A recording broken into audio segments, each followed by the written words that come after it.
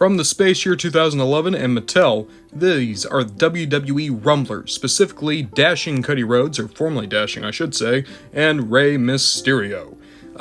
These were really cool stylized figures back in the day, kind of similar to the Superhero Squad figures, or Robot Heroes if you're into Transformers.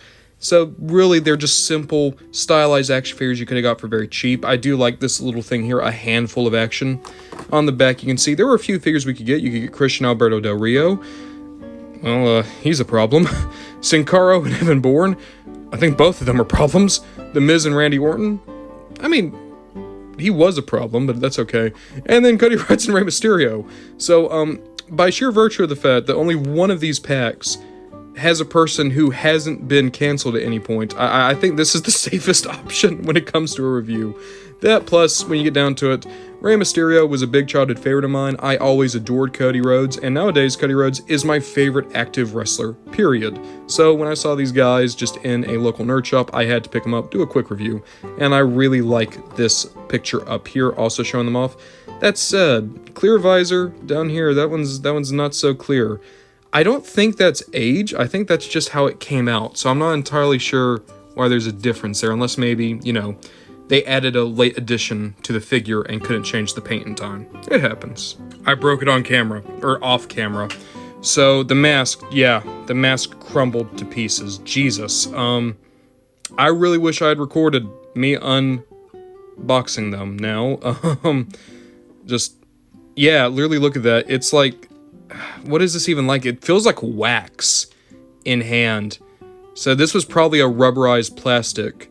So this probably would have been removable at one point. I mean, after all, they did paint and sculpt the head. I'm so upset I didn't get that on camera. But hey, we're already looking at him, just looking at Cody. Of course, this is Cody back with his natural hair color. I love his kind of like rueful hands, his villain hands. As you can see, the proportions, very strange, very angular, shall we say. And then you have rotation at the head, rotation at the arms, rotation at the waist. If you just need a little Cody Rhodes, this is solid, especially if you want one who looks like he's about to recite Shakespeare. Now I gotta clean off his friggin' mask, Jesus. Rey is a lot more easy to manage. As you can see, you have the gray mask, gray pants, purple gloves, so his original attire style back before he was wearing the tank tops. The head is very stiff, but otherwise it's good, and then he has his tattoos, at least his main ones. So, it's solid. I will say that Rey is a lot shorter than Cody in real life, but I do like that they actually did put in a scale difference between the two. That's a nice little attention to detail they didn't have to worry about.